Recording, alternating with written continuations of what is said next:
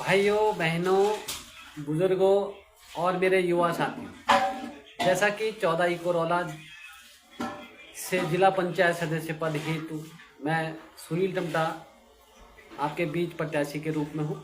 आप सभी लोगों को मेरा प्रणाम। और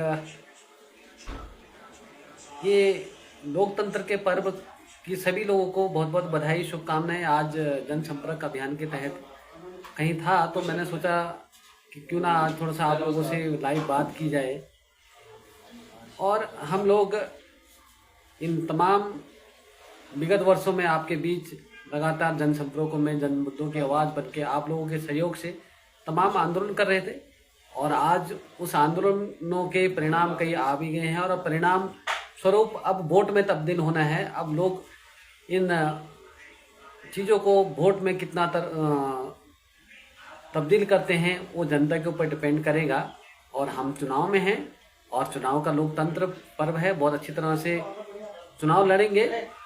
और जैसे जैसे तैयारी होंगी, जैसे जैसे चुनाव चिन्ह आएंगे, उसके बाद उस तरह से रणनीतियाँ बनेंगी, उस तरह से गांव से डोर टू डोर कैंपेन होगा, लोगों से जनसंपर्क किया जाएगा, महिला सशक्तिकरण किया जाएगा, युवाओं से किया जाएगा, हमारे तमाम आंदोलनकारी साथी और पूरे हमारे क्षेत्र के आंदोलनकारी साथी और इस क्षेत्र की मालिक जनता चुनाव लड़ रही है। और आप सभी लोगों से मेरा एक ही निवेदन रहेगा कि जरूर जन संघर्षों को आप याद रखिएगा और आपकी आवाज़ को आपकी ग्राम सभा से लेके ब्लॉक और जिला सदन में पहुंचाने का काम करेंगे। चाहे यहाँ के गौ सदन की समस्या हो, चाहे यहाँ सड़कों की हो, चाहे यहाँ स्वास्थ्य की हो, चाहे बदहाल शिक्षा की हो, यहाँ पे पॉलिटेक्निक की हो, तमाम हमारी बहुत सारी समस्या हैं।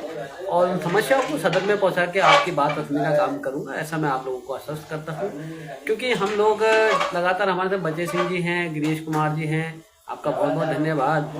और आज हम लोग जरूर ये तय करें कि आखिर 5 साल कैसे हमारे बेहतर हों, क्योंकि समय किसी का इंतजार नहीं करता है।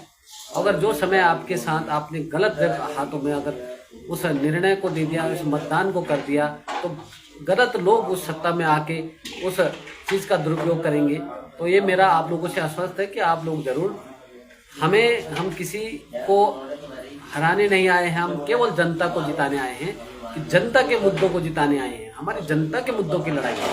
हम किसी से हमारा कोई द्वेष भाव नहीं है और कोई हम किसी को हराने नहीं आए, हम केवल जनता को जिताने आए हैं। जनता के मुद्दों की लड़ाई लड़ेंगे और जनता को जिताने के लिए हमारी ये लड़ाई है।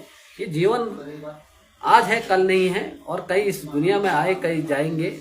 तो मेरा स्पष्ट है आप सभी लोगों से कि आप लोग इस बातों को समझें कि 5 सालों में हम कितने पीछे चले जाते हैं। आपने देखा होगा, अगर हमने धनगढ़ी पुल की लड़ाई में लड़ी हो तो धनगढ़ी पुल नहीं बन गया। अगर 5 साल पहले वो बन गया होता तो हो सकता है उस आंदोलन की जरूरत नहीं पड़ती। यहाँ पे अगर बैंक हमारे 2012 से जो लड़ाई चल रही थी, अगर वो बैंक के लिए आंदोलन नहीं होता तो शायद अगर हम वो आंदोलन नहीं करते तो बैंक नहीं खुल पाता। तो 5 साल से हमारा क्षेत्र खेत बाजार कितना डेवलप हो जाता, हमारा क्षेत्र कितना डेवलप हो जाता। तो आज आप ये सब लोग से कोई भी छुपा नहीं है, हम जन मुद्दों की लड़ाई लड़ेंगे। और पहले संघर्ष जमीन पर सड़कों पे था, आप सदन में करेंगे आप लोगों के वोट और सपोर्ट से। और सुरेश आर्य जी, आपका बहुत बहुत धन्यवाद। दीपक कुमार जी हैं और जय नेगी जी हैं, आपका बहुत बहुत धन्यवाद सब।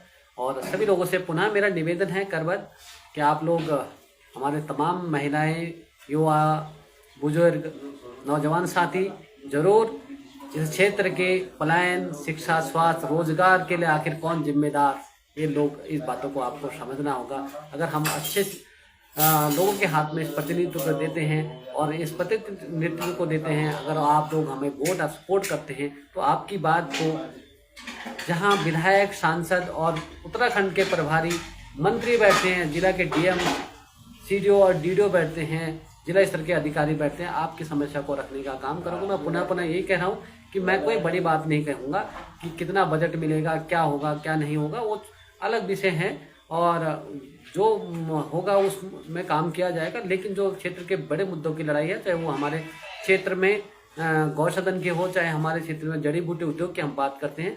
एक बहुत महत्वपूर्ण बात आपके बीच रखना चाहूँगा कि जिस तरह से हमारे यहाँ चीड़ एक बहुत बड़ा अभिशाप बन गया है और चीड़ के कटान करके यहाँ से हम रामनगर को ले जाते हैं। हम चाहते हैं कि चीड़ का प्रोसेसिंग सेंटर यहीं बने, यहीं उसके गिल्टे बने, यहीं उसकी प्रोसेसिंग हो और यहाँ के क्षेत्र के लोगों को रोजगार मिले।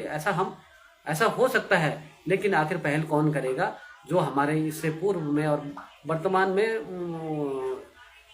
इन सभी पदों पे रहे हैं, तो कभी इन लोगों ने उस योग की बात नहीं की। और हमारा विजन स्पष्ट है, हमारे जनता के मुद्दे स्पष्ट है और समान शिक्षा, समान कार्य, समान वेतन मिलना चाहिए। और हमारे लोगों को, जो हमारे क्षेत्र में जो भोजन माताएं हैं, जो आशा आंगनबाड़ी कार्यकर्ती हैं, जो हमारे ग्राम प्रहरी हैं और तमाम हमारे जो जल संस्थान, जल निगम और यूपीसीएल में जो हमारे कार्यरत संविदा कर्मी हैं, इनको पक्का किया जाना चाहिए। इनको समान कार्य, समान वेतन मिलना चाहिए। अगर विधायक सांसद को तनख्वाह मिलती है, टीएडीए मिलता है, उच्च अधिकारी को टीएडीए मिलता है, कर्मचारी सरकारियों को सब टीएडीए मिलता है, उनको पेंशन मिलती है, सरकारी वो मिलती है, तो हमारे इन लोगों को क्यों नहीं? ये बिल्कुल केवल मानदेय पे रख के अगर इनको कोई हैपनिंग होगी तो इनके पीछे कोई देखने वाला नहीं है।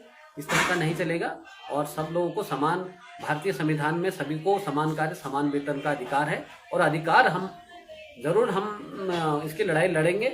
और इस बात को हम जहाँ विधानसभा, लोकसभा के सदस्य बैठते हैं और हमारे जिला स्तर से एक रिपोर्ट जाती है हमारे उत्तराखंड सरकार को, वहाँ ये बात को रखेंगे। बहुत बहुत धन्यवाद। आर्यन दीक्षित जी आपका धन्यवाद, सोनी नेगी जी हैं, पहाड़ी अर्जुन जी आपका बहुत बहुत धन्यवाद, सभी लोगों का पुनः बहुत बहुत धन्यवाद।